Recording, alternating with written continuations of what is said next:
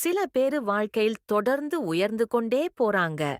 சில பேரு திறமை இருந்தும் அதே இடத்திலேயே நிக்கிறாங்க. இதுக்கு காரணம் அதிர்ஷ்டம் இல்ல, அவர்களோட மனநிலையே காரணம். அந்த ரகசியத்தை சொல்ற குறள் இதோ. இன்றைக்கு நாம் பார்க்கும் குறள் 170. அழுக்கற்றகன்றாரும் இல்லையஃ தில்லார் பெருக்கத்தில் தீர்ந்தாருமில். திருவள்ளுவர் விளக்கம். திருவள்ளுவர் இக்குறளில் சொல்லுவது, மற்றவர்கள் முன்னேறதை பார்த்து நாமும் முன்னேறணும் என்று நினைப்பது நல்லது. ஆனா அவர்களை பார்த்து பொறாமைப்படுறது நம்ம வளர்ச்சியைத் தடுக்குது. பொறாமை இல்லாத மனசு இருந்தா நம்ம வளர்ச்சியை யாராலும் தடுக்க முடியாது. பிறர் வெற்றியை கொண்டாடுற மனசு இருந்தா நம்ம வெற்றியும் உறுதி. சாலமன் பாப்பையா உரை.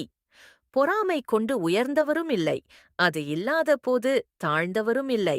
சாலமன் பாப்பையா. இந்த விளக்கத்தில் சாலமன் பாப்பையா கூறுவது, பொறாமை கொண்டு உயர்ந்தவர்களே யாரும் இல்லை, அதேபோல் பொறாமை இல்லாமல் வாழ்பவர்கள் வாழ்க்கையில் தாழ்ந்து போனவர்களும் இல்லை. அதாவது பொறாமை இல்லாத மனமே உண்மையான வளர்ச்சிக்கு காரணம். மற்றவங்க முன்னேறும்போது நீங்க மனசார சந்தோஷப்படுறீங்களா? கமெண்ட்ல சந்தோஷப்படுறேன், பாசிட்டிவா இருக்கேன்னு சொல்லுங்க. இந்த குறள் உங்க மனச யோசிக்க வச்சா லைக் பண்ணுங்க, உங்களுக்கு பிடிச்சவங்களுக்கு ஷேர் பண்ணுங்க. இன்னும் பல வாழ்க்கைய திருப்பும் குறள்களுக்கு சப்ஸ்கிரைப் பண்ண மறக்காதீங்க.